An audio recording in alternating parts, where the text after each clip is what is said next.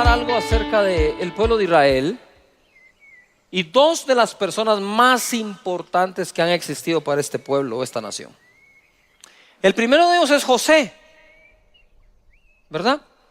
José es uno de los patriarcas, hijo de Jacob.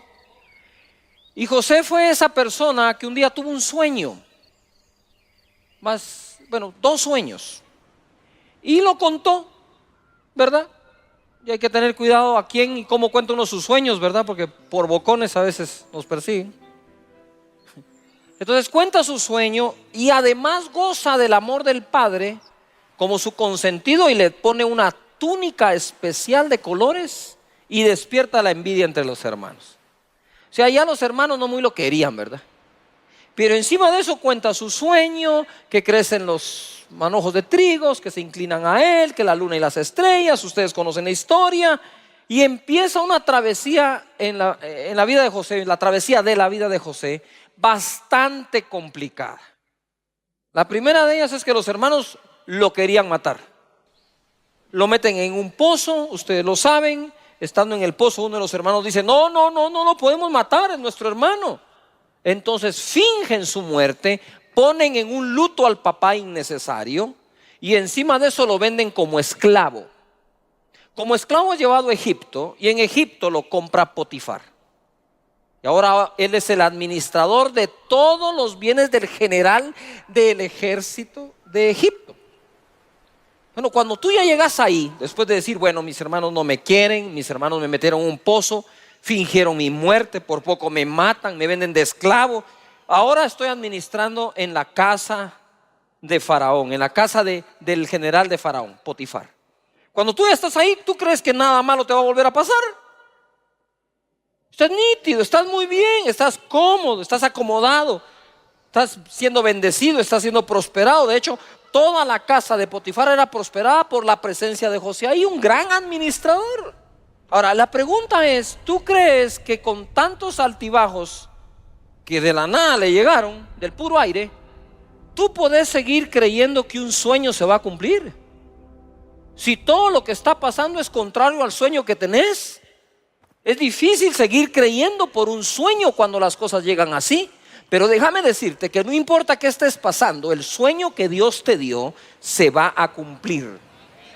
Estando allí, resulta que el panadero y el copero tienen un sueño y le toca interpretarlo. Creo que fue al panadero el que dijo: a ti te van a arrancar la cabeza, papito, tú no vivís. Al copero le dijo: cuando estés ante Faraón, ahí te acordás de mí, ¿verdad? Que yo interpreté el sueño.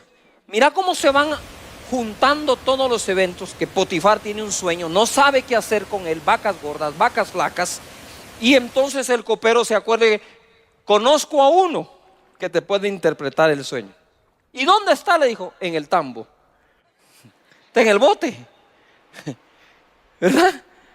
Le dijo: tráiganlo. Y sale de allí a gobernar todo Egipto detrás del trono de Faraón.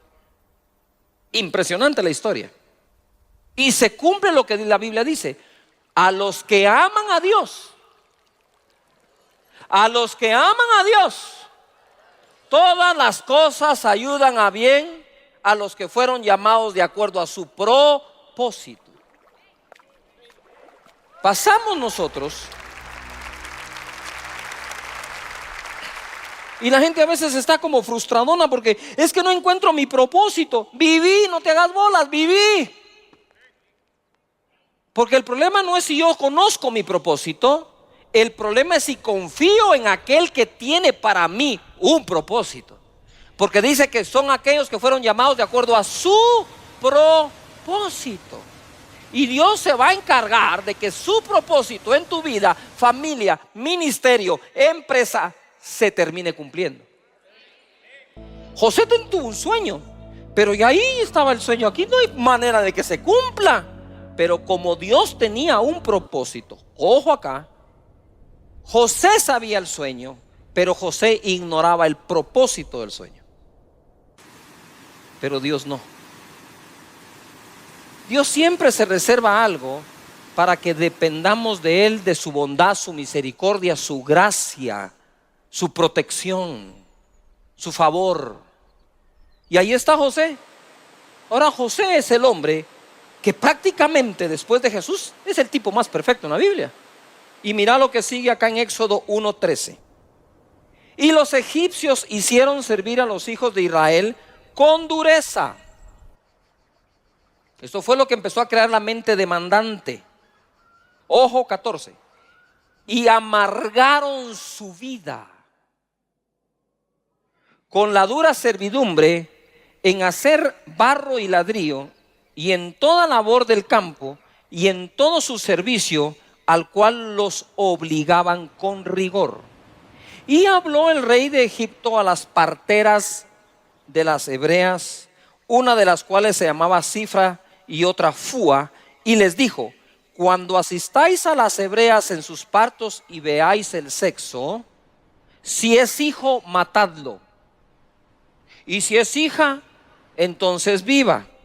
Pero las parteras temieron a Dios y no hicieron como les mandó el rey de Egipto, sino que preservaron la vida a los niños. Éxodo 1:20 dice: y Dios hizo bien a las parteras, y el pueblo se multiplicó y se fortaleció en gran manera. Y por haber las parteras temido a Dios, Él prosperó sus familias. ¿Queremos ver una Guatemala próspera? Vamos a ser pro familia, amén. Entonces Faraón mandó a todo su pueblo diciendo: echad al río a todo hijo que nazca y a toda hija preservad la vida. ¿Por qué les hablo de esto? Porque es el contexto en el cual Moisés nace. Ahora voy a ir al nacimiento de esta segunda persona. El primero, José, el proveedor. Moisés, el libertador del pueblo de Israel bajo el yugo de Egipto. Y van a ver ustedes algo tremendo. Dios me dio esta palabra para traerles esperanza a su corazón de que todo en tu vida terminará bien. No me escuchaste. Todo en tu vida va a terminar bien. En Hebreos 11:23 dice: por la fe Moisés, cuando nació, fue escondido por sus padres por 3 meses. ¿Por qué? Porque era un varón. ¿Y la ley qué era? Que tenía que morir al nacer. Entonces dice acá: por la fe Moisés, cuando nació, fue escondido por sus padres por 3 meses, porque le vieron niño hermoso y no temieron al decreto del rey. Por la fe Moisés, hecho ya grande, rehusó llamarse hijo de la hija de Faraón, escogiendo antes ser maltratado con el pueblo de Dios que gozar de los deleites temporales del pecado, teniendo por mayores riquezas el vituperio de Cristo que los tesoros de los egipcios, porque tenía puesta la mirada en el galardón. Por la fe dejó a Egipto, no temiendo la ira del rey, porque se sostuvo como viendo al invisible. Esto es una historia bien interesante y voy a tratar de dárselas lo mejor que pueda. En primer lugar, aquí dice que cuando salió Moisés, salió sin temer la ira del rey. Pero lo que pasamos por alto es que Moisés salió 2 veces de Egipto. Esta es la segunda vez cuando él sale con el pueblo, después de que se han manifestado 10 plagas. ¿Qué miedo le va a tener uno a Faraón con 10 plagas encima de él? Pero la primera vez que él sale de Egipto fue por otra razón. Aquí no está hablando de la primera vez que sale, aquí está hablando de la segunda vez que sale. Yo les quiero hablar de la primera vez que sale. El niño, cuando nace, necesita un cambio de ambiente. Yo les explico ahora. En el verso 1 del capítulo 2 dice así: hubo un levita que tomó por esposa a una mujer de su propia tribu. La mujer quedó embarazada y tuvo un hijo, y al verlo tan hermoso lo escondió durante 3 meses. Ahora es que se pone bueno esto. Cuando ya no pudo seguir ocultándolo, preparó una cesta de papiro, la embadurnó con brea y asfalto, y poniendo en ella al niño, fue a dejar la cesta entre los juncos que había a la orilla del Nilo. Pero la hermana del niño se quedó a cierta distancia para ver qué pasaría con él. En eso, la hija de Faraón bajó a bañarse en el Nilo. Sus doncellas, mientras tanto, se paseaban por la orilla del río. De pronto la hija de Faraón vio la cesta entre los juncos y ordenó a una de sus esclavas que fuera por ella. Cuando la hija del faraón abrió la cesta y vio allá dentro un niño que lloraba, le tuvo compasión, pero aclaró que se trataba de un niño hebreo. O sea, ella abrió la cesta, vio un niño llorando, lo vio hermoso, dijo wow, y después dijo, Houston, we have a situation here. Este es hebreo. Mi papá faraón ordenó que se muera. Mira lo que sigue.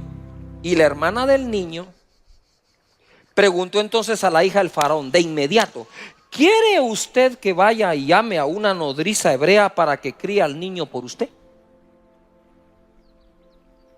Esto lo tenían todo armado, ¿eh? Ve, llámala, contestó. La muchacha fue y trajo a la madre del niño. Y la hija del faraón le dijo: llévate a este niño y críamelo. Yo te pagaré por hacerlo. Ya crecido el niño, se lo llevó a la hija de faraón y ella lo adoptó como hijo suyo. Además le puso por nombre Moisés, pues dijo: yo lo saqué del río. El niño debía morir por orden de faraón. Y ojo acá, está aquí de este lado, voy a ilustrar de este lado todo el pueblo hebreo. 400 y resto de años esclavos. ¿Cómo pensaban? Lo que les decía al principio. Pensaban precisamente como esclavos. Si ya había muerto la generación que no lo fue, ahora todos ya nacían esclavos. Pensaban como esclavos, hablaban como esclavos, se comportaban como esclavos, reaccionaban como esclavos. No puedo, no sirvo, no nací para esto, yo tengo con qué. Sí, el libertador del pueblo de Israel crece en ese ambiente que dicen las escrituras que Egipto los amargó. A ver, digan todos fuerte: amargura. A ver, dilo más fuerte: amargura. Si se amargó el pueblo, ¿cómo tú puedes crecer bien entre amargados? Si dice la Biblia que no sea que una raíz de amargura brote y nos contamine. Entonces Moisés iba a crecer contaminado. Pero jamás se imaginaron que el plan de Dios incluía trasladar a Moisés a través del río a otro sistema, para que fuera llevado a la casa de Faraón. En la casa de Faraón se hablaba otro lenguaje. Vamos a conquistar, vamos a expandernos, vamos a crecer, vamos a edificar. Somos fuertes, nadie puede contra nosotros. Allí creció Moisés. Éxodo 2:11. En aquellos días sucedió que, crecido ya Moisés, salió a sus hermanos y los vio en sus duras tareas, y observó a un egipcio que golpeaba a uno de los hebreos, sus hermanos. Entonces miró a todas partes y, viendo que no parecía nadie, mató al egipcio y lo escondió en la arena. Ya le llamé yo un terrible error. Nada justifica lo que Moisés hizo ese día. Pero el error de Moisés está por encima de casi cualquier error que nosotros hayamos podido cometer en nuestra vida. Mató a una persona. Y la vida de Moisés está a punto de cambiar para siempre.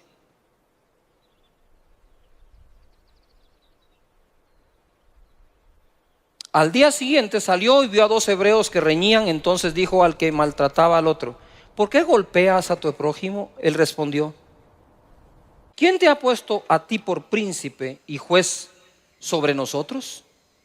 ¿Piensas matarme como mataste al egipcio? Y Moisés dijo: ups. Entonces Moisés tuvo miedo y dijo: ciertamente esto ha sido descubierto. Oyendo Faraón acerca de este hecho, procuró matar a Moisés. Pero Moisés huyó de delante de Faraón y habitó en la tierra de Madián. ¿Qué dice Hebreos? Que salió sin temer la ira del rey. Pero aquí salió por temor al rey. Para que tú veas a un Moisés sacando al pueblo de Israel sin temor, tenés que conocer al Moisés con temor primero. Porque cuando leemos que Moisés salió sin temer a Faraón con 10 plagas, todos aplaudimos. Pero ignoramos la fase anterior, cuando sí tuvo miedo. Se paralizó, no supo qué hacer. Se fue a tierra de Madián. Ahí conoció a Jetro, que que le dio a su hija Séfora por mujer.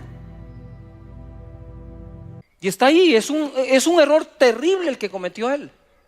Y se va. Ahora te pregunto algo. ¿Dónde queda el propósito de Dios aquí? Sí, ojo, quiero decir esto. Con José, casi perfecto, apenas funcionó. Con Moisés, totalmente imperfecto, ¿habrá de funcionar igual?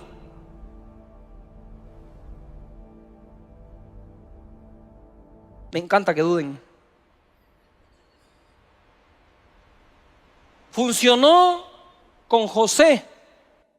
La gracia de Dios, que era casi perfecto, es la figura más cercana a Jesús en conducta que hay. Y lo puso detrás del trono para proveer de comida a Egipto y a Israel. Sí. ¿Habrá de funcionar con un Moisés que cometió semejante error? No sé, veámoslo. Ya conocemos el final de la película. Él sale, ¿verdad? Pasa el Mar Rojo y no muere un egipcio. Todos se ahogaron. Pero ojo a lo que sigue. Éxodo 3:1. Apacentando Moisés las ovejas de Jetro su suegro. Mira dónde fue a parar. Él vivía en la casa de Faraón, mis hermanos. Ahora está en el desierto cuidando animales de su suegro, ni siquiera de él. No sé si era peor ser esclavo de Faraón o yerno de Jetro. Sacerdote de Madián. No, escuchaba, ni siquiera de la religión hebrea. El suegro era sacerdote de Madián. Mira a dónde fue a parar Moisés. Dice, llevó las ovejas a través del desierto y llegó hasta Horeb, monte de Dios. Y se le apareció un ángel de Jehová en una llama, ¿sí?, de fuego en medio de una zarza. Y él miró y vio que la zarza ardía en fuego y la zarza no se consumía. Entonces Moisés dijo, iré yo ahora y veré esta grande visión. ¿Por qué causa la zarza no se quema? Viendo Jehová que él iba a ver, lo llamó Dios de en medio de la zarza. Dijo, Moisés, Moisés. Y él respondió, heme aquí. Y dijo, no te acerques, quita tu calzado de tus pies, porque el lugar en que tú estás, tierra santa es. Y dijo, yo soy el Dios de tu padre, Dios de Abraham, Dios de Isaac y Dios de Jacob. Entonces Moisés cubrió su rostro porque tuvo miedo de mirar a Dios.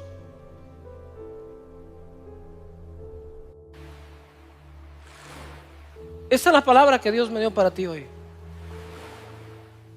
Yo no sé qué error en tu vida te pudo haber sacado de tu camino.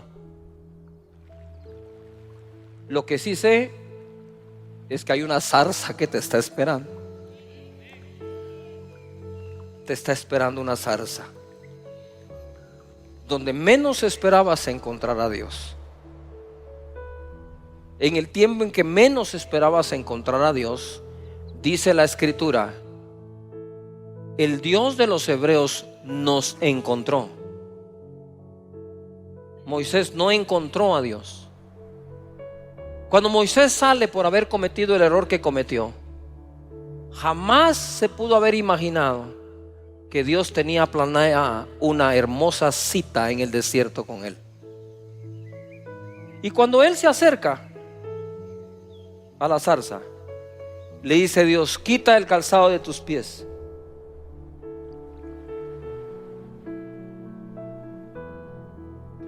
En primer lugar,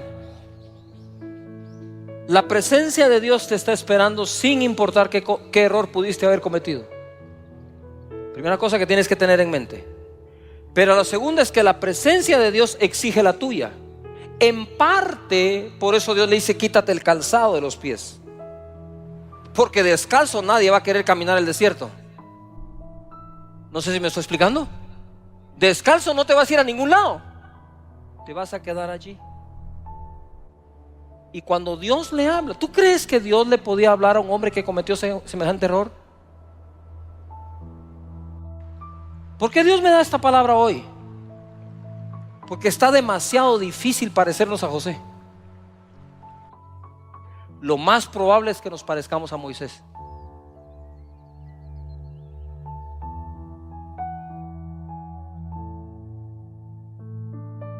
Y aquel error que lo llevó al desierto, en donde podría perder la esperanza de un día ser el libertador de Israel, fue ahí en el desierto.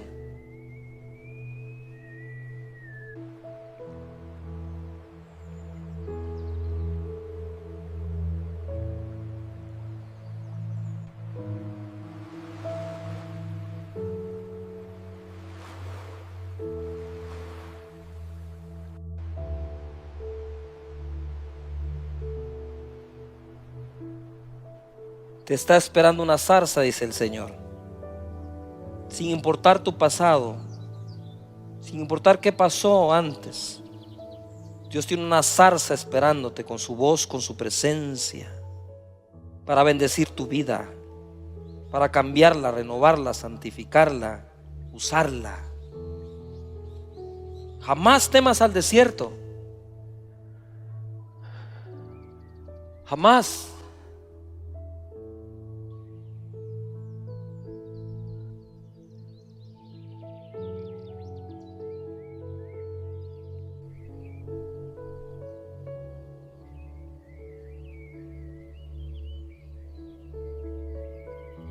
Verso 10, capítulo 3 dice: ven, por tanto ahora, le dijo Dios a Moisés, y te enviaré a Faraón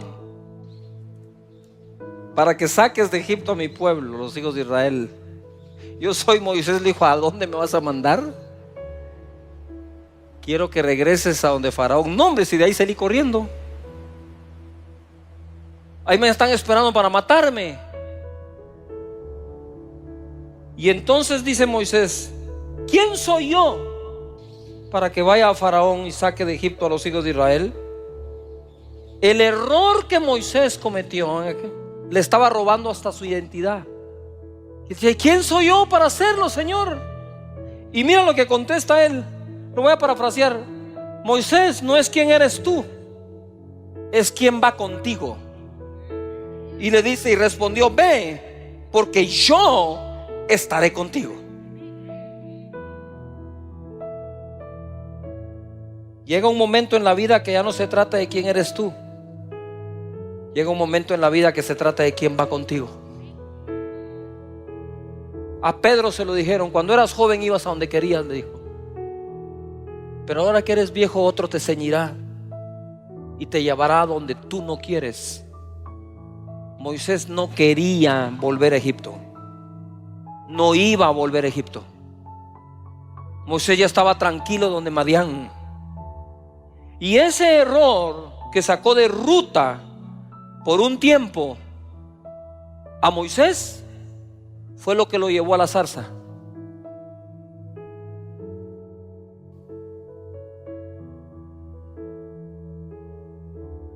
Sin importar el error que cometiste en el pasado, en tu vida, o el que cometiste ayer, la misma escritura que se aplica a José, que todas las cosas ayudarán a bien a los que aman a Dios, los que fueron llamados de acuerdo a su propósito, es la misma que se aplica a Moisés. Uno casi perfecto y el otro totalmente imperfecto, los dos hombres claves para Israel, el que les dio de comer y el que los hizo libres. Hay misterios en la vida, hay misterios en la Biblia, y yo te aseguro que Dios tendrá su propio misterio para con vos y para contigo y para contigo. Cosas. ¿Qué te pasó antes? ¿Qué viviste antes? Si no eres como Josué, como José, quizás has sido como Moisés. ¿Cuál es el capítulo de tu vida que te mandó al desierto?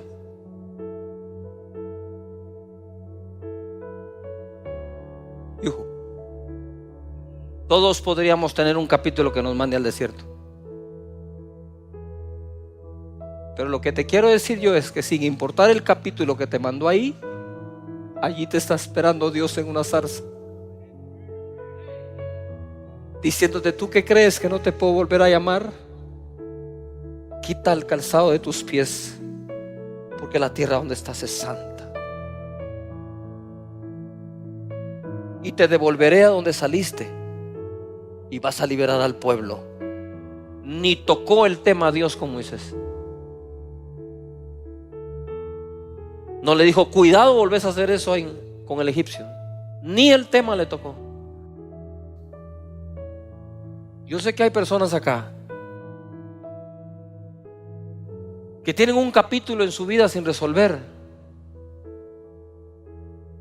que tienen un capítulo de su vida que los llevó a una posición incómoda. Cuando digo desierto es que te quedaste hasta sin gente.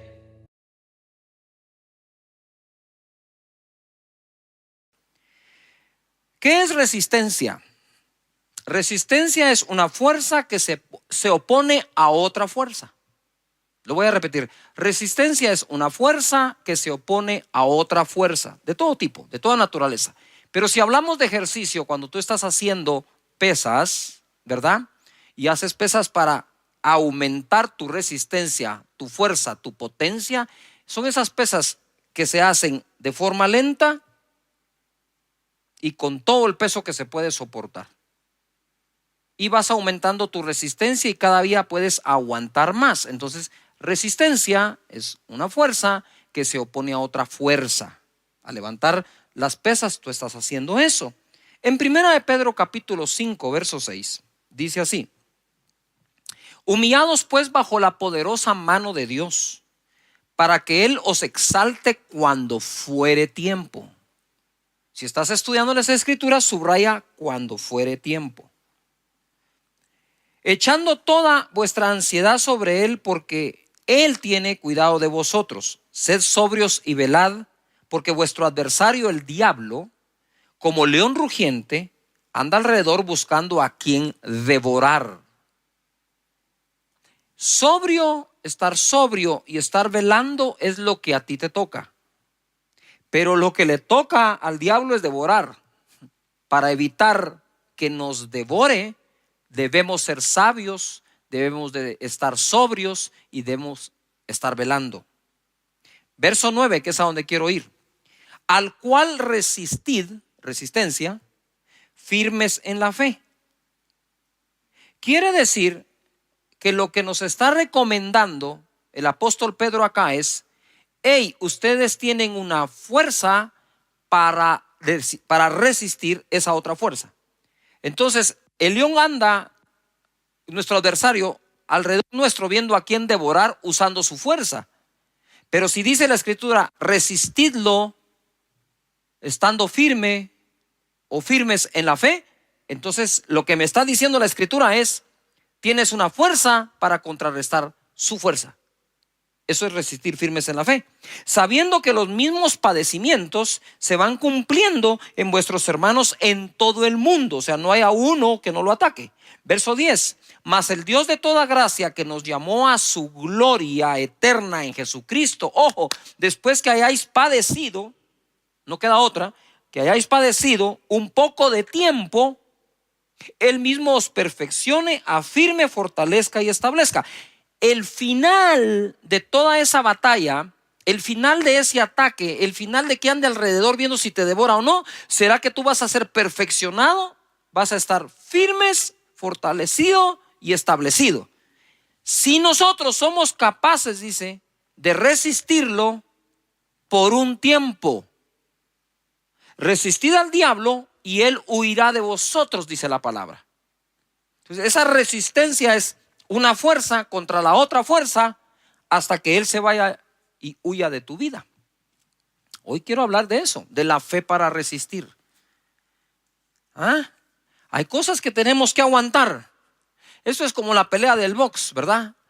En la pelea de los boxeadores, muchos de ellos cansan a su oponente, deja que lancen golpes y ellos aguantan y resisten y lanzan golpes y lo están resistiendo hasta que ven que ya está debilitado. Entonces contraatacan y chao. Igual aquí dice, tienen que resistir al diablo por un poco de tiempo. Lo que está pasando en el mundo entero va a tomar tiempo salir de allí, pero vamos a tener fe para lograrlo.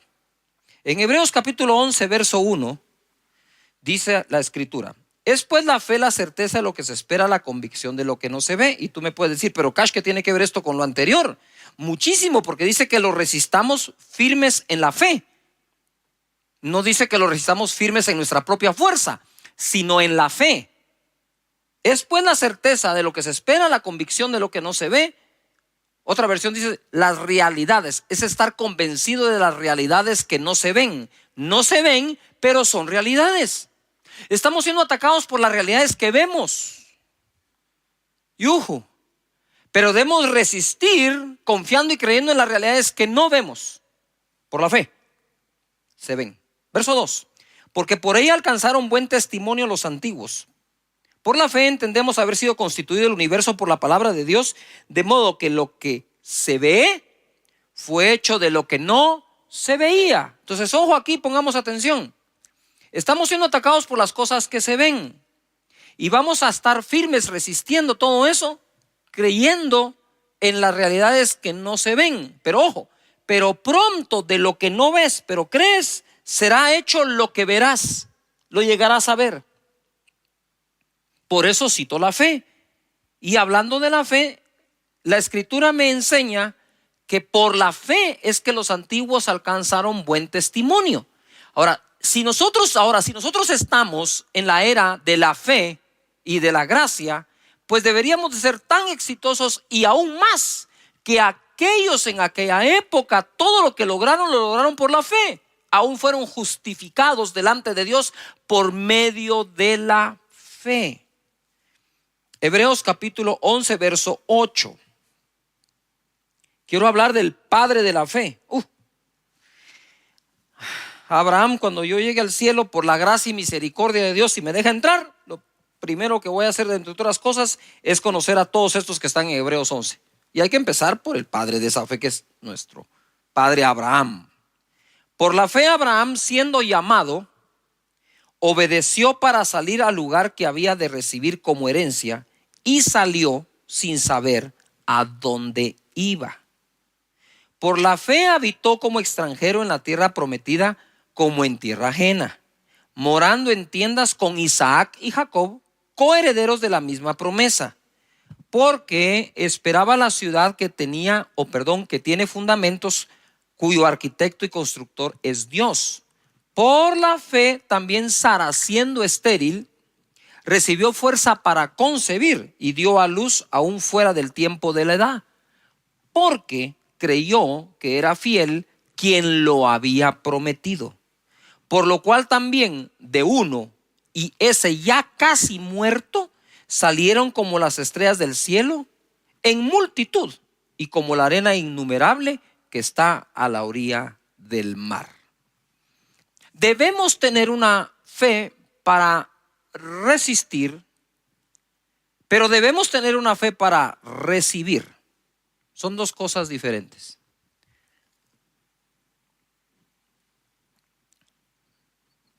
Hace mucho tiempo me topé con un caso en donde fui al hospital a orar por una persona. Esta persona estaba en el intensivo. Y aunque no lo creamos, a veces cuando se ha sufrido mucho, un consejo positivo cae mal.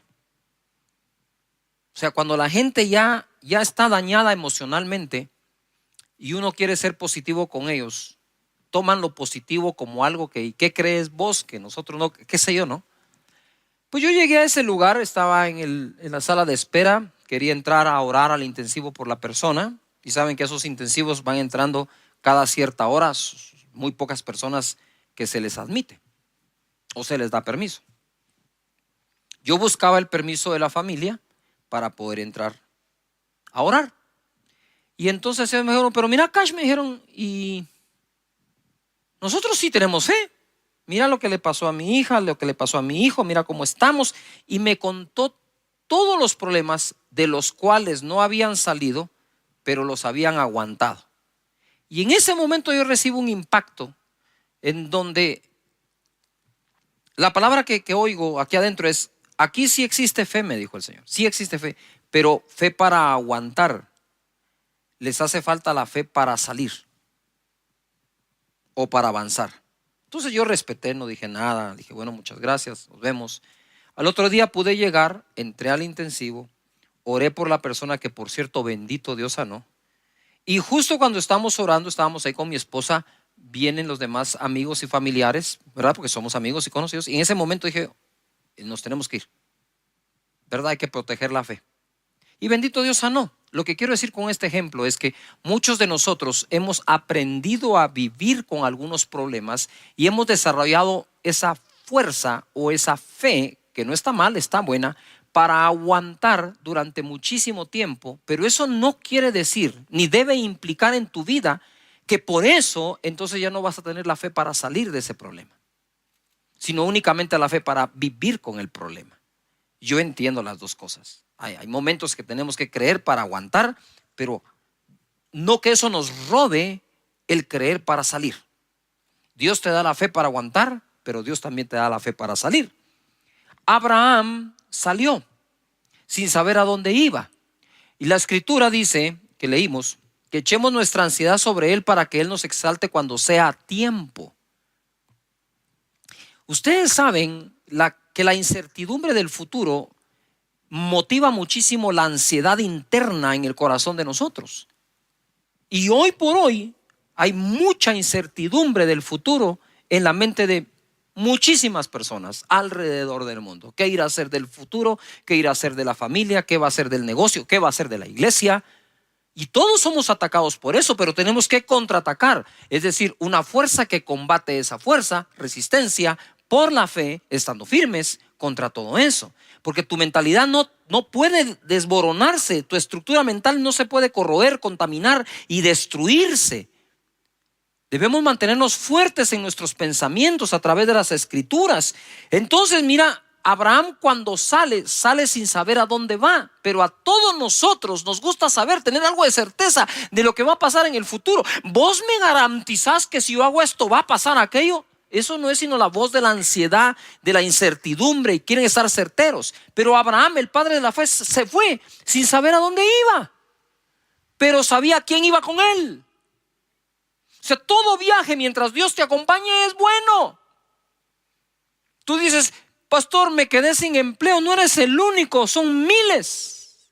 La pregunta es, cuando te quedaste sin empleo, ¿Dios te abandonó y te dejó solo, o Dios te está acompañando en esa época y proveyendo para todo lo que necesites conforme sus riquezas en gloria en Cristo Jesús?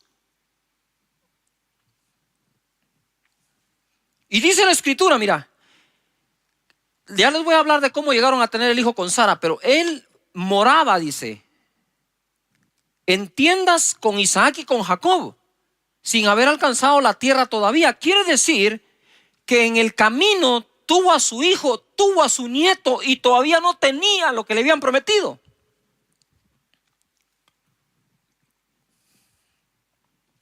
Pero si tienes un destino a dónde ir, no hay manera de alcanzarlo si paras de caminar. Si paro de caminar y si me detengo, el destino no va a venir a mí. Yo tengo que seguir caminando para alcanzarlo.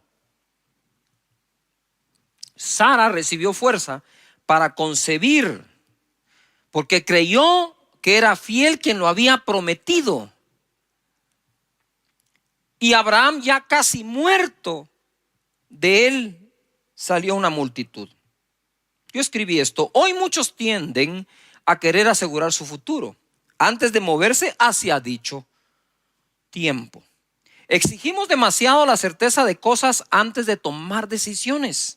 Sin embargo, el padre de la fe salió sin saber a dónde, confiando en Dios. Habitó junto al hijo y nieto en tiendas, esperando lo que Dios prometió. Y ojo, y no encontrando un sustituto para ello.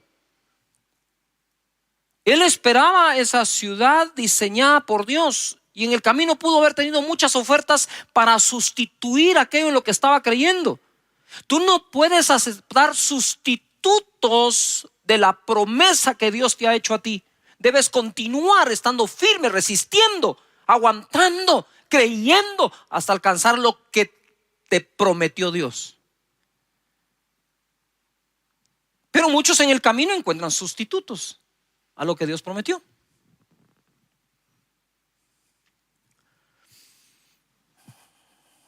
Tuvo su hijo cuando ya estaba casi muerto, es decir, tuvo fe para resistir mucho tiempo, pero también tuvo fe para recibir. Y Sara igual, tuvo fe para resistir mientras fue estéril, ojo, y tuvo fe para concebir cuando no tenía fuerzas.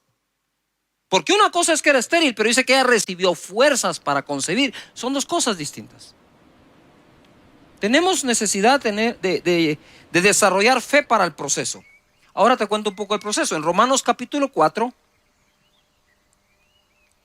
y verso 17. Como está escrito, eso subráyenlo. Te he puesto por padre de muchas gentes delante de Dios, a quien creyó, el cual da vida a los muertos y ama las cosas que no son como si fuesen. Este es el proceso. Abraham no se llamaba Abraham, se llamaba Abram. Abram quiere decir el padre es exaltado. Viene Dios y le dice, ya no te llamarás Abram, te voy a poner esta H aquí en medio, te llamarás Abraham, que quiere decir padre de multitudes. Pero Dios llamó a Abraham padre de multitudes sin tener ni un solo hijo. Porque Él llama las cosas que no son como que si fuesen. Y es ahí donde tenemos que resistir a la burla y la argumentación que muchos tienen contra lo que nosotros creemos y nuestra fe. ¿Tú crees que Dios abrió el mar rojo? Ah, pues alguien se va a burlar y dice, ¿cómo se te ocurre? ¿Crees que Jericó se cayó dándole vueltas hasta que se derribaron los muros? Ah, ¿tú crees que Jesús sanaba enfermos de lejos, a los leprosos, sin ni siquiera tocarlos, diciéndole que fueran al sacerdote? ¿Crees que Pedro caminó sobre el agua? Pues esas cosas a la mente de mucha gente son ridículas, y entonces nos tratan de ridiculizar en nuestra fe. Pues lo mismo le pasó a Abraham. Yo me imagino que Sara salía y le decía, hey Abraham, que traducido es, hey, padre de multitudes, porque eso significaba padre de multitudes, y todos padre de multitudes. Ya está viejito, ya no puede. Sabemos que el otro es estéril, y encima de eso, orgulloso, ¿verdad? Prepotente, padre de multitudes. ¿Qué se cree este?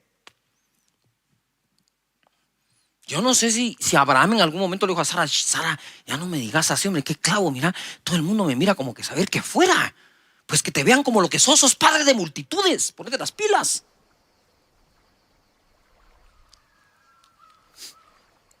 Llama las cosas y lo puso por padre sin tener ni un hijo. Él ya te puso a ti por muchas cosas sin que todavía ocurran. Pero es que las cosas no pasan para que creo para que pasen. Te lo repito, las cosas no van a pasar para que creas, porque crees, van a pasar. Fe para que las cosas pasen. Y en el 18 dice, Él creyó en esperanza contra esperanza para llegar a ser padre de muchas gentes, conforme a lo que se le había dicho, así será tu descendencia. Nota esto, Él creyó, se esforzó de esperanza en esperanza para llegar a ser lo que se le había dicho.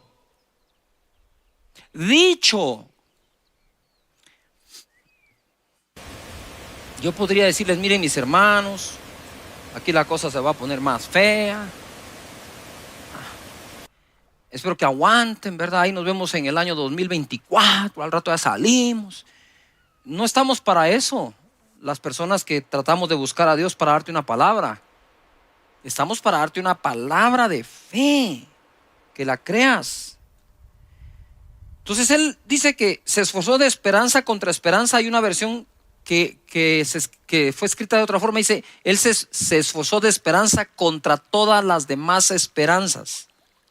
No se daba esperanza por el viejito Abraham, pero no necesitaba que nadie se la diera.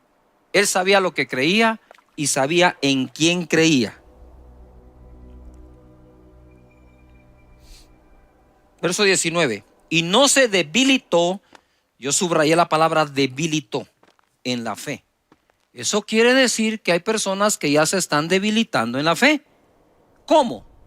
Te voy a enseñar cómo no se debilitó y qué hay que hacer para no debilitarte en la fe. Pongan atención, subrayen, escriban en el chat, no me debilitaré en la fe, no me debilitaré en la fe. ¿Cómo? De esta manera. No se debilitó en la fe al considerar su cuerpo, que estaba como ya muerto o ya como muerto, siendo de casi 100 años. O la esterilidad de la matriz de Sara. Entonces, ¿cómo una persona puede debilitar su fe? Considerando de más, considerando de una manera incorrecta lo que está pasando. Entonces Abraham dice: voy a llegar a ser, lucho contra todas las esperanzas, voy a llegar a ser el padre de multitudes que Dios dijo que ya soy. Hasta me cambió el nombre, ya yo soy un padre de multitudes y todos. ¿Y dónde está el hijo? Ustedes espérense, tranquilos, de que lo fabrico, pero si ya tenés 100 años. Entonces, ojo a lo que voy a decir con muchísimo respeto. Abraham a sus 100 años dice que no consideró su cuerpo como ya muerto. Y se recuerdan que dice: y ya de él que estaba casi muerto, entonces de ahí sacó una multitud. Casi muerto en este contexto es: Abraham ya no podía tener relaciones con Sara, no había forma, ni aunque Sara fuera fértil, él no podía tener relaciones con Sara para poder engendrar un hijo y Sara concebirlo. Pero además no consideró a Sara, que estaba estéril. Pónganse atención a esto. No consideró ninguna de las dos partes. No consideró lo que le pasaba a él, ni tampoco consideró lo que le pasaba a Sara. Y lo que quiero decirte es: no puedes considerar tú en este momento lo que te pasa a ti y lo que le está pasando al mundo entero, porque eso va a debilitar tu fe. Yuhu. Todo lo contrario. Es cierto, sí. Abraham dijo que no, dijo esto no es cierto. Él dijo: no lo voy a considerar de tal manera que el mensaje que reciba es que lo que Dios dijo que iba a pasar es imposible. Claro que es imposible al hombre, pero lo que es imposible al hombre es posible a Dios, dice la Escritura. Entonces vamos a nosotros a leer la Escritura con la manera de pensar que tenemos, o vamos a renovar nuestra manera de pensar por las Escrituras. Pienso de acuerdo a lo que está escrito. Yuhu. Esto está demasiado bueno. No se debilitó al considerar. Entonces, ¿qué hago yo para no debilitarme en la fe? Es no considerar de más todo lo que está ocurriendo. Porque afuera, sí, hay realidades que se ven, pero están escritas para ti realidades que se llegarán a ver. Gloria a Dios. ¿Saben qué? Yo después de predicar este mensaje me voy a sentar a oírme. 20 dice: tampoco. Todos pongan en algún lugar: tampoco. No me debilito. Y tampoco, dice, dudó por incredulidad. Es que una vez se debilita la fe, lo que viene es la incredulidad. No se debilitó por incredulidad de la promesa de Dios, sino que se fortaleció en fe, dando gloria a Dios, plenamente convencido. ¡Wow! Esto es una fe para el proceso. De cuando Dios te hable a cuando Dios ocurra, pueden pasar días, semanas, meses, años o generaciones. No vamos a tapar el sol con un dedo. Puede ocurrir. Pero como he dicho yo, si lo que Dios me prometió no se cumple mientras yo estoy vivo, mi mayor herencia va a ser decirle a mis hijos: se va a cumplir mientras tú estés vivo. Y si no se cumple, le vas a decir a mis nietos que se va a cumplir mientras ellos están vivos. Porque así fue como Abraham pasó su fe a Isaac y a Jacob.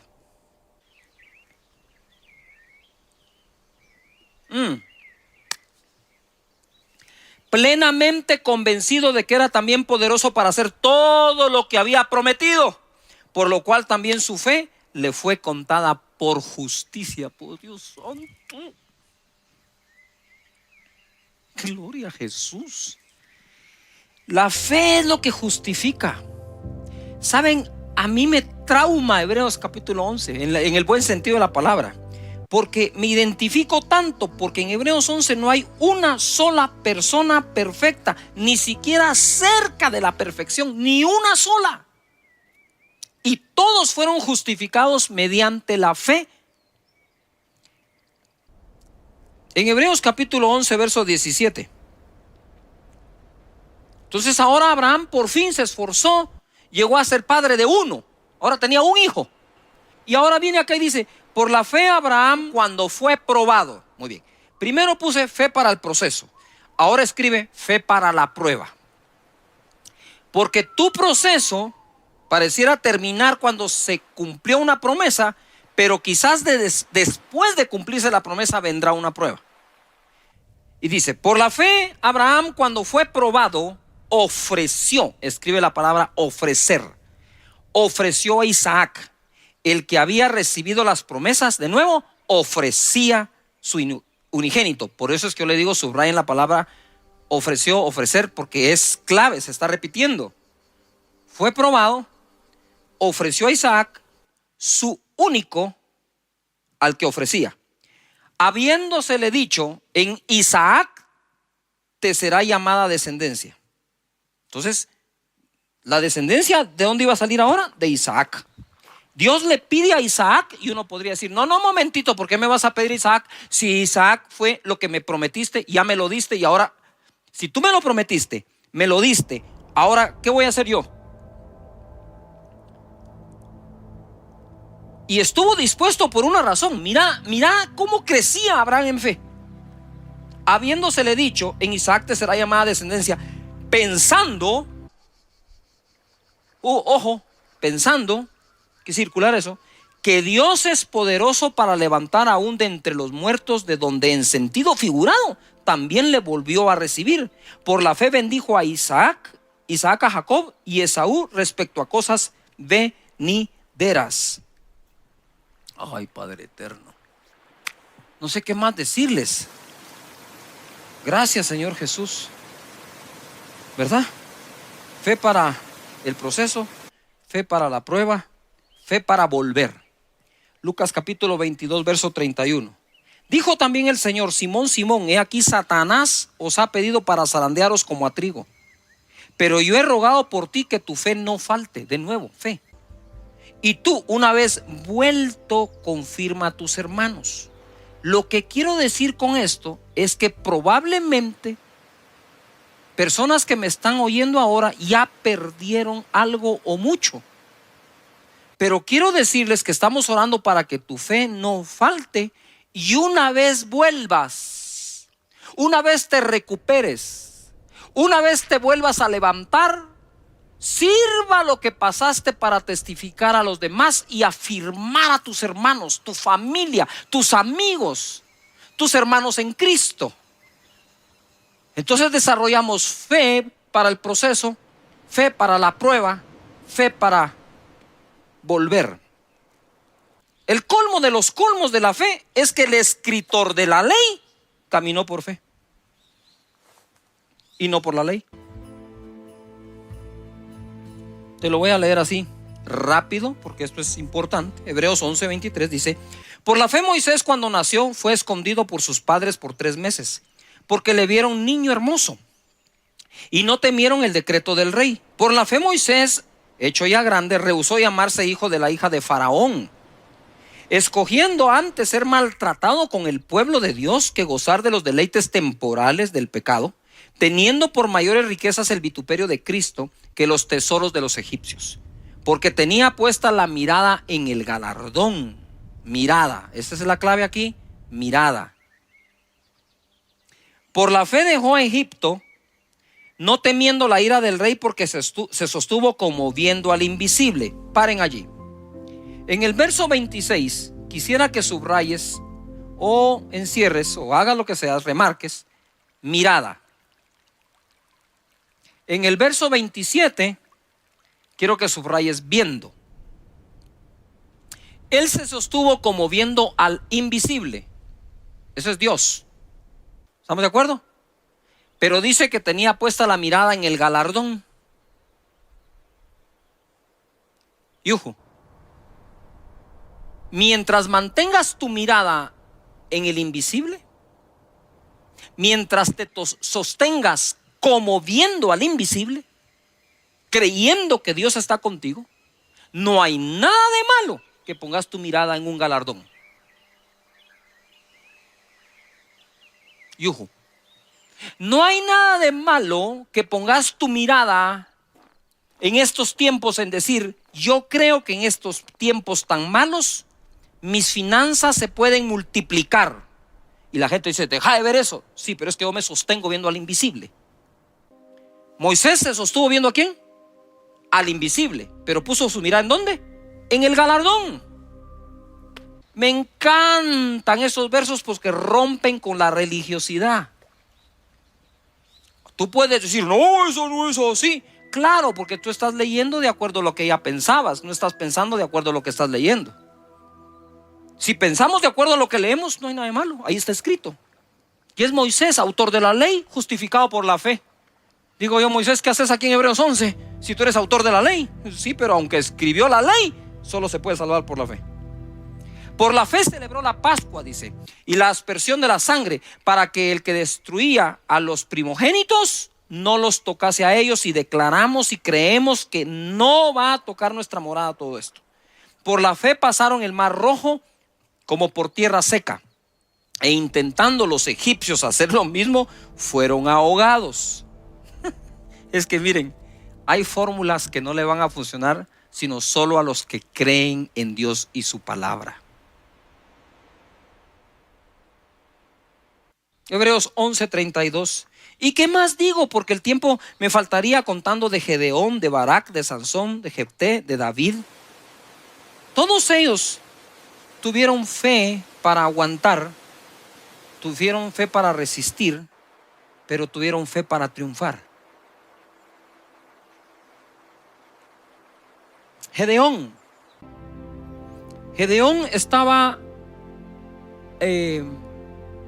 escondiendo en el lagar el trigo, porque los madianitas venían y lo saqueaban, y el pueblo del Señor estuvo seguro en Gosén. Ahí está, en Gosén el pueblo, y está escondiendo el trigo Gedeón. Tuvo fe para aguantar, pero un día el Señor le va a dar la victoria. Después de que él viene, se le presenta, Gedeón le ofrenda y entonces le revela la estrategia. Gedeón tenía 32,000 personas, y en un solo día le diezmó el ejército, y en otra instrucción de 32,000 personas, Gedeón se quedó con 300. ¿Qué era eso para combatir a los madianitas?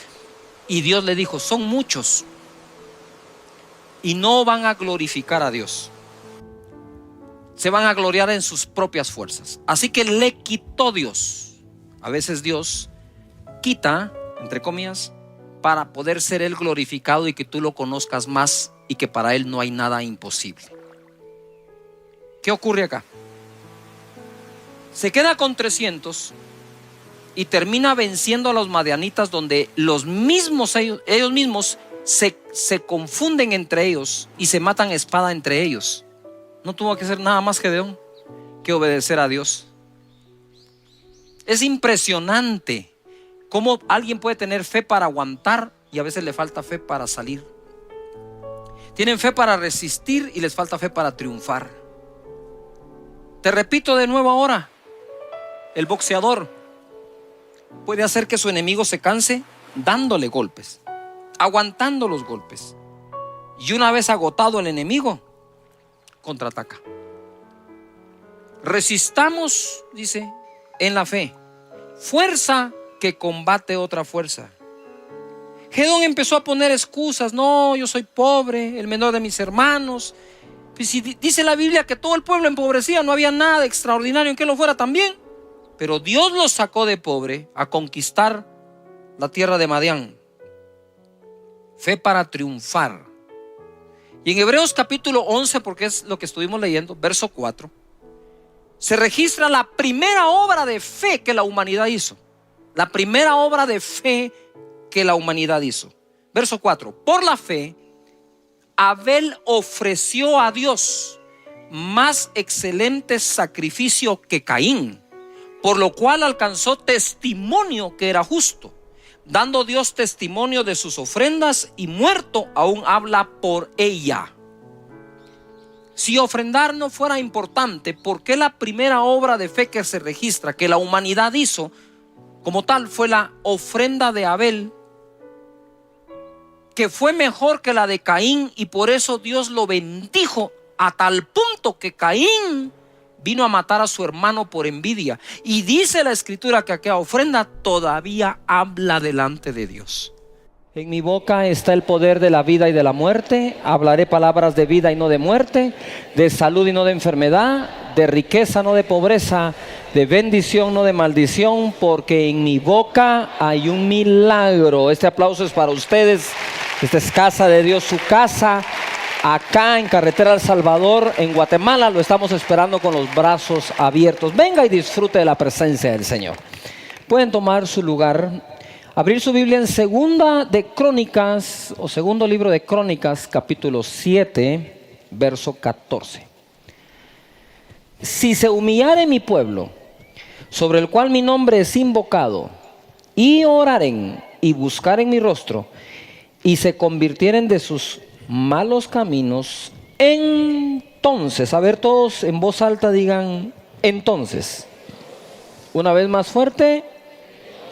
Muy amables, muchas gracias. Lo que buscamos es un entonces.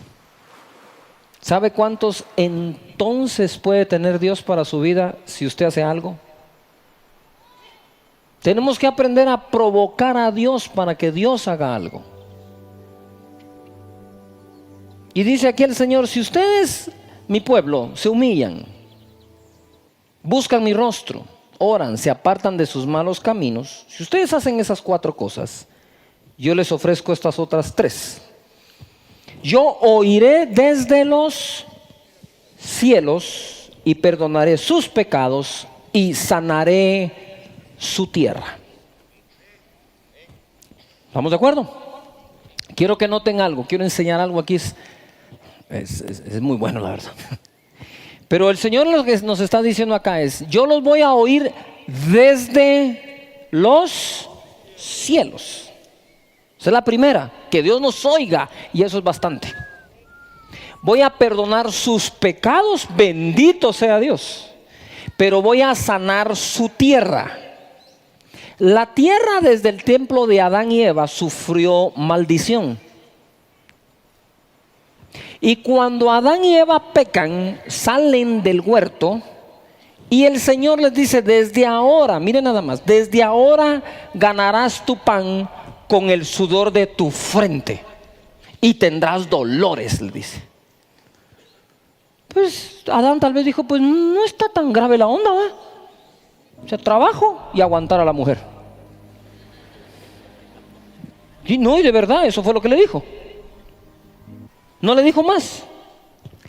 Entonces pongan atención ahora, todo el sistema que opera en este mundo, diseñado por este mundo, fue diseñado para el Adán que salió del huerto, para una naturaleza humana caída, no restaurada, no redimida.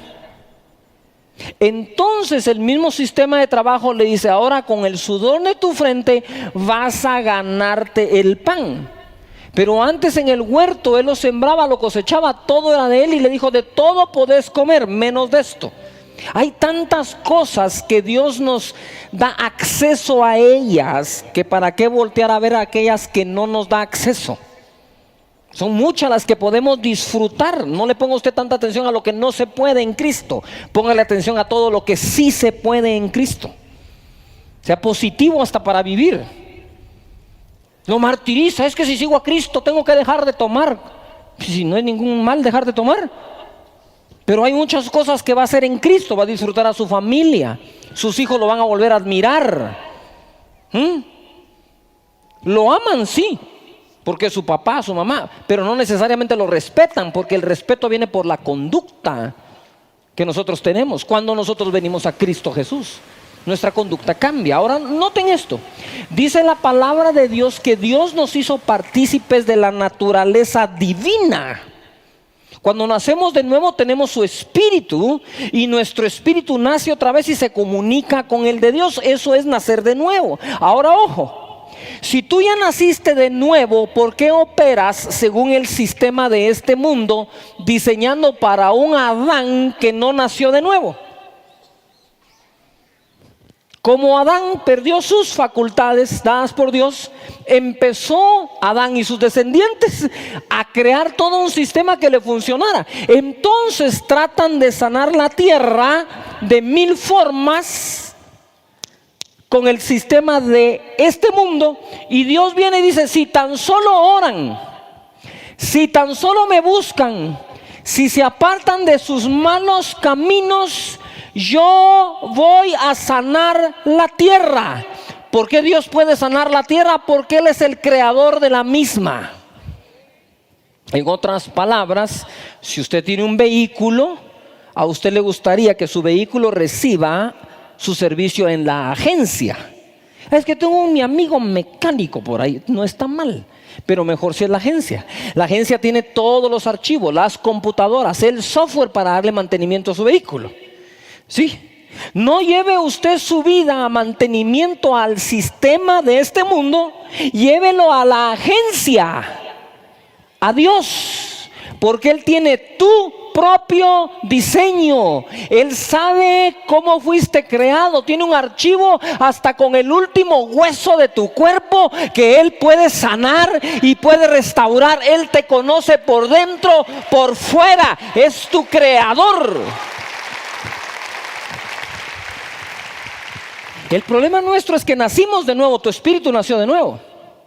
El problema es que tu mente no nació de nuevo. Tu mente se tiene que renovar cada día. Tenemos que sustituir un pensamiento por otro y un hábito por otro. Entonces, cuando eso lo hacemos, las cosas cambian.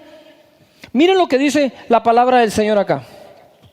15. Ahora estarán abiertos mis ojos y atentos mis oídos a la oración en este lugar. Porque ahora he elegido y santificado esta casa, para que esté en ella mi nombre para siempre, y mis ojos y mi corazón estarán ahí para siempre. Quiero regresar al 14, dice así: y oiré desde los cielos. Pongan atención a esto, porque hay dos extremos que hay que tenerle cuidado. El primer extremo es: Dios únicamente escucha en el templo. El segundo extremo es: yo no tengo que ir al templo para que Dios me escuche. Son opuestos, se rebelan el uno contra el otro en lugar de complementarse. Los apóstoles subían al templo a la hora de la oración. Subían al templo a la hora de la oración. Entonces en este pasaje dice Dios: los voy a oír desde los cielos. ¿Desde dónde nos oye? Padre nuestro que estás en los... muy bien, pero en el siguiente verso dice: ahora mis ojos estarán abiertos y mis oídos atentos en este lugar, les dijo. ¿Por qué? Porque el templo, el pueblo de Israel lo había construido con tanta fe y amor, que Dios bendice nuestra fe. ¿Me estoy explicando? Entonces Dios te escucha en todo lugar. Pero tú no crees que tiene una especial atención cuando alrededor de la mesa tu familia se junta, los ve juntos allí e inclina su oído para escuchar a la familia. Claro. Entonces el balance está en los dos versos: desde los cielos en este lugar. Acompáñenme a 1 Timoteo 2:8 y le vamos a poner el balance a esto. 1 Timoteo 2:8 dice así: quiero pues que los hombres oren. ¿Qué dice acá? ¿En qué lugar? Ya no solo es en el templo. ¿En dónde? En todo lugar, levantando manos santas, sin ira ni contienda. Levanta tus manos al Señor hoy y di conmigo: Padre, yo hoy aprendo que debo orar en todo lugar a ti con mis manos levantadas. Y dice la Biblia aquí: sin mancha, ni ira, ni contiendas. Si algo no agrada a Dios, es la mano violenta. La violencia no agrada al Señor, ni el carácter violento, ni ningún tipo de violencia. Él dice: ustedes quieren orar a mí, me levantan las manos, sin ira, ni contienda. En otras palabras, Dios es un Dios de paz. Primera de Tesalonicenses capítulo 5 verso 7 es un verso larguísimo que dice así: orad sin cesar. Dice orad sin cesar, no sin cesar. No vaya a ser que usted tenga su primo César, le digo, mira, vos salite porque vamos a orar. La Biblia dice que oremos sin voz. Orar sin cesar es orar continuamente. Dice, no paren de orar. ¿Por qué le estoy diciendo esto? Porque muchos de ustedes, lo digo esto con muchísimo respeto, han nacido de nuevo, pero no operan en el sistema del reino de Dios. Dios diseñó un reino para que operes en él con sus leyes. Sigues operando en todo el sistema creado para Adán salido del huerto, en vez de operar en el sistema del reino de Dios diseñado para los que nacen de nuevo, para sus hijos. No sé si me estoy explicando acá. Y a veces cuesta que la gente nos entienda. Yo sé que cuesta, pero es lo mismo cuando usted viaja a otro país. Imagínese un país de origen que ruso, croata, serbio, qué sé yo. Usted va ahí y habla en español y sabe qué hace. Usted le dice, porque de que no se muere de hambre, no se muere de hambre en ningún idioma, ya lo sé. Lucas 18:1 dice así: también les refirió Jesús una parábola sobre la necesidad de orar. ¿De orar qué? Y no desmayar. Y la parábola es la de un juez injusto que no quería hacerle justicia a una viuda. Y la viuda le insistía de día y de noche. Y dice la parábola que el juez dijo: aunque yo no ando aquí con respeto a Dios ni con nada, y ya me cayó mal esta mujer, con tal de que no me sea fastidiosa, le voy a hacer justicia. Ella no usó el sistema que normalmente usa este mundo. Ella usó el sistema que propone Jesús que usemos.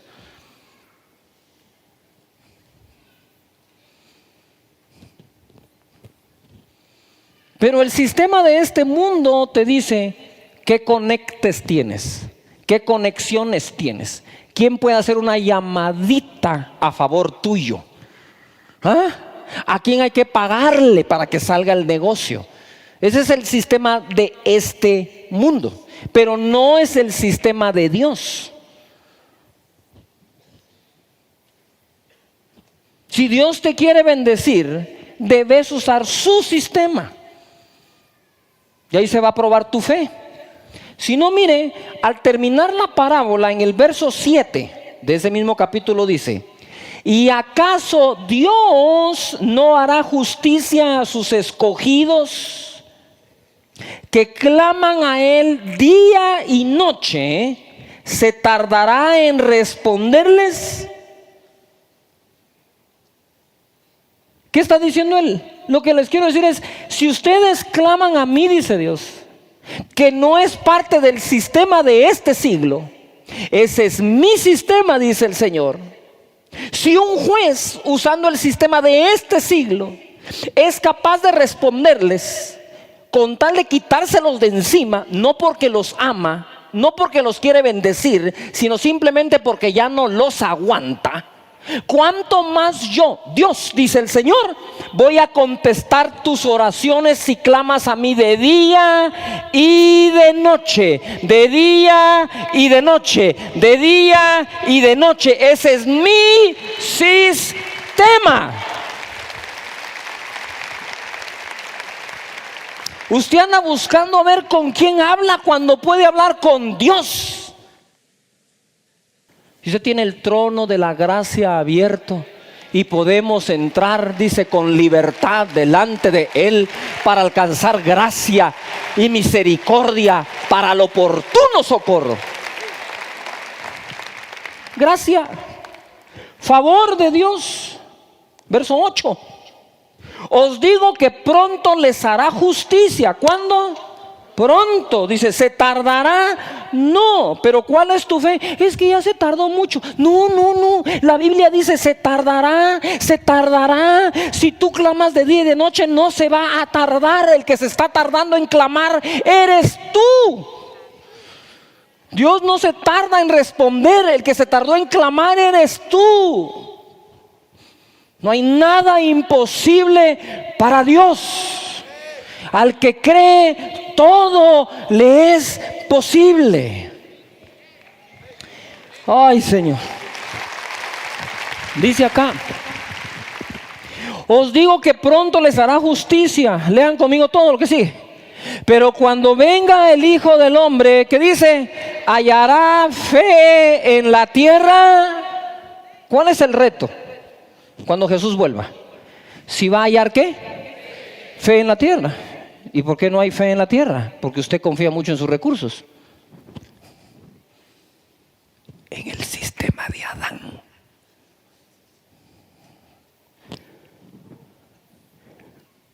Todo el sistema de este mundo es para una humanidad caída.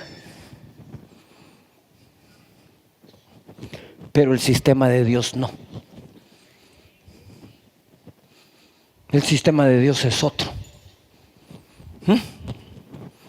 Tu sistema de este mundo te tiene así espérame. Marcos 11:24. Hallará fe en la tierra. Marcos 11:24 dice: por tanto os digo que todo. ¿Cuánto? ¿Cuánto? A ver, una vez más, como que creen. Todo lo que pidiereis orando, que dice, creed que lo recibiréis y os vendrá.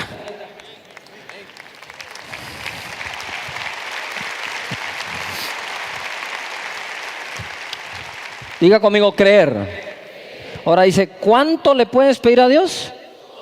¿Cuánto? ¿Cuánto? ¿Y cuánto es todo? ¿Cuánto es todo? ¿Cuánto es todo? Si Él tuviera una excepción, no diría todo, nos estaría mintiendo Jesús. Si dice todo, es todo. Entonces vienen unos, no, eso no se lo puedes pedir a Dios. Si es para pecar, no se le puede pedir a Dios. Pero si aún se lo pidieras, a eso te va a decir que no. Yo no sé por qué la gente se mete en la oración de los demás. Si usted quiere pedir lo que quiera pedir, mi hermano, yo como pastor le digo, pídalo. ¿Qué le importa qué piensa el otro de lo que usted está pidiendo? ¿Caso Él es Dios? ¿Caso se lo está pidiendo a Él? Y entonces que Él mire qué hace con su oración. Déjelo que Él pida como Él quiera. Usted pida lo que quiera. Creyendo le será hecho. Le será hecho. ¿Le será qué? Hecho. Ahora hay algunos que siempre son un poco más espirituales de Jesús. Siempre hay alguien que es más espiritual que Jesús. En todas las iglesias. No falta alguien. Yo no creo que uno pueda pedir todo. Usted se imagina ese discípulo a los pies de Jesús. Y Jesús diciéndole, todo lo que le pidan a mi Padre en mi nombre, todo, Él lo dará.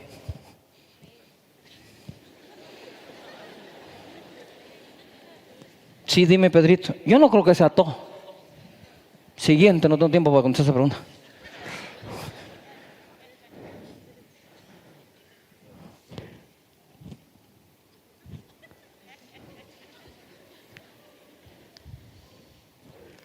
Todo.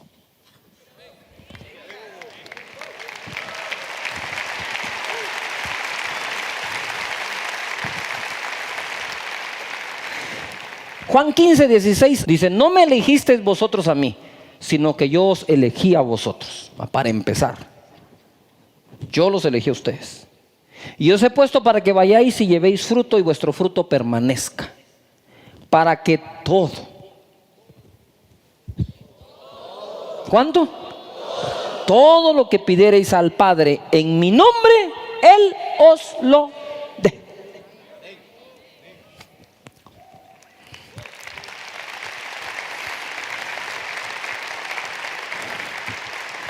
Usted dice, hasta erizo estoy. Por supuesto, si el Espíritu Santo está aquí ungiéndolo, pudriendo ese yugo que se te puso encima. Todo lo que... Pero ¿qué pasa con nosotros educados en este sistema, para funcionar en este sistema? Tú te enfermas y lo primero que te preguntas es si tu seguro va a cubrir eso. Yo no sé si tu seguro lo va a cubrir. Es más, no sé si tenés seguro. Pero lo que sí te aseguro es que no fue el seguro el que puso su llaga por ti, fue Jesucristo.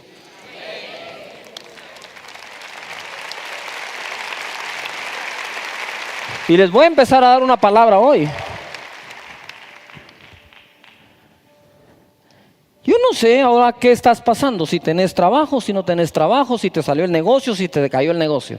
No importa cuántos negocios se te caigan, si no se te cae la fe en Dios y por fin se te caiga la fe en el sistema de los hombres y empiezas a creer en el sistema de Dios, no importa cuántas veces se caigan los negocios. ¿Qué tiene que ver eso con que vas a tener de comer y de vestir? ¿Ah? Tiene nada que ver una cosa con otra, pero este sistema te hizo creer que sí.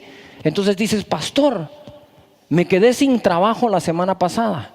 La fábrica que tengo, no tengo para pagar la planilla esta semana. El sistema lo limitó a ese pedacito en el cual usted opera. Y el Señor no se limita a ese pedacito para poderte bendecir. Algunos de ustedes, estando en su peor situación económica, van a comer mejor de lo que comían cuando estaban en lo mejor de su situación.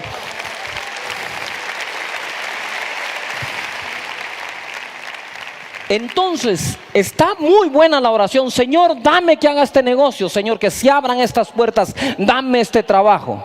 Y mientras eso llega, yo voy a comer mejor que nunca en mi vida y a vestir mejor, porque no dependo de eso, dependo de ti, de tu sistema. Yo busco primero el reino de Dios y su justicia, y todas esas cosas me son añadidas.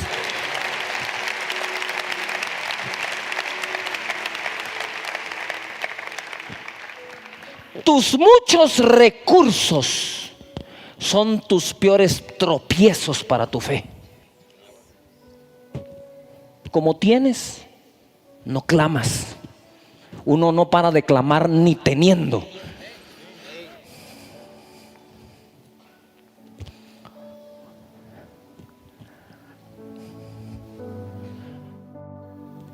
Dice aquí, lo que pidas, todo lo que pidas al Padre en mi nombre. Diga conmigo, todo al Padre en su nombre. No necesita aprender más de oración. Qué bueno que aprenda todo, ¿qué más? Pero con esto que practique es suficiente. Sigue confiando en el sistema de este mundo y te vas a dar de narices el resto de tu vida. Vuelve al reino. Vuelve al reino. ¿Ah? ¿Por qué no puedes creer en los principios del reino? Estoy enfermo, no hay para la medicina, su llaga me va a curar. Estoy en problemas económicos, no importa. La Biblia dice a través de Pablo que cada vez que ofrendamos, ¿sí?, se abona en nuestra cuenta. Yo tengo una cuenta ahí arriba. La cuenta del banco aquí me la vaciaron, quebró el banco, pero la cuenta que Dios tiene de parte mía ahí arriba, Él la va a hacer abundar y me va a bendecir y me va a prosperar y me va a sacar adelante. Ese es el sistema de Dios, del reino. En Santiago, capítulo 5, versículo 16, dice así: confesaos vuestras ofensas unos a otros y orad unos por otros para que seáis sanados. A ver, lean todos juntos en voz alta lo que sigue. La oración eficaz del justo, ¿cuánto puede? ¿Cuánto puede? Mucho. Levanta las manos y di conmigo, mi oración puede mucho. De nuevo digo, mi oración puede mucho, y todo lo que pida me será dado. Diga conmigo, a mí me contesta Dios.